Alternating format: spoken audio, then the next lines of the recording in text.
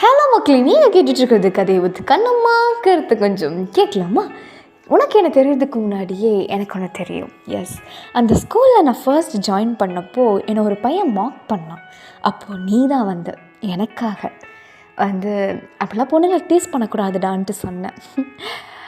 அது உனக்கு ஞாபகம் இருக்கான்னு தெரியல, பட் நான் உனக்காக ஃபாலோ ஆன நாள் அன்றைக்கி தானே. ஸோ அது எனக்கு நல்லாவே ஞாபகம் இருக்குது.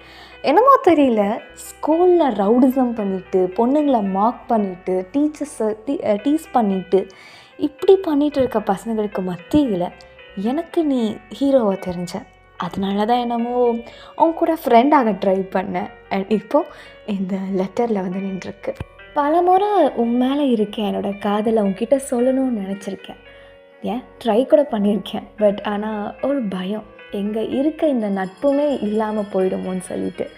அதனால் நான் சொல்ல வந்துமே சொல்லாமல் அப்படியே மழுப்பியிருப்பேன் உன்கிட்ட.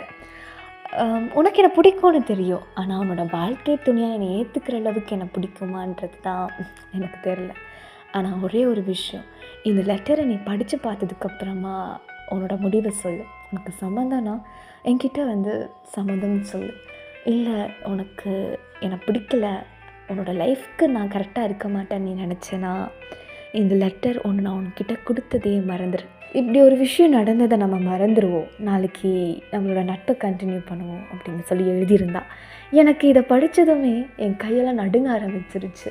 என்னோடய ஹார்ட் அப்படியே ஸ்டப்பாக ஒரு மாதிரி கல் மாதிரி பாறை மாதிரி இருந்துச்சு அன்றைக்கி.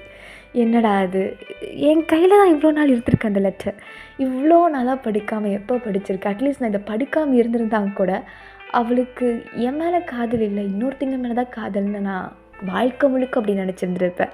ஆனால் நான் விரும்பின மாதிரி இல்லை, நான் விரும்பினதை விட அவள் என்னை விரும்பியிருக்கா.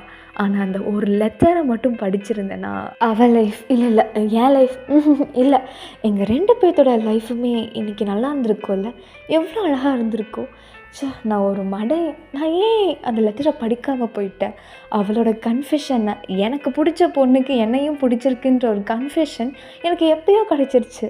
ஆனால் அந்த கடவுள் அவளை என் கூட சேரக்கூடாதுன்னு போட்ட விதியா, இல்லை நானே எனக்கு செஞ்ச சதியான்னு தெரியல. அவகிட்ட நடந்த உண்மையெல்லாம் போய் சொல்லணும், நானும் அவளை லவ் பண்ணேன் அண்ட் அந்த லெட்டரை படிக்காமல் போனதுக்கான ரீசனை போய் சொல்லணும்னு நினச்சேன்.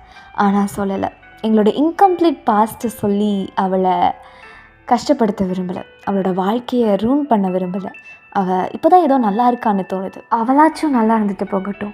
அண்ட் தீபிகா, இந்த உலகத்தில் நீ எங்கேருந்து இந்த ஆடியோவை கேட்டுட்டு இருந்தாலும் சரி, உங்ககிட்ட ஒரே ஒரு விஷயம் சொல்லணும், என்னை மன்னிச்சிரு.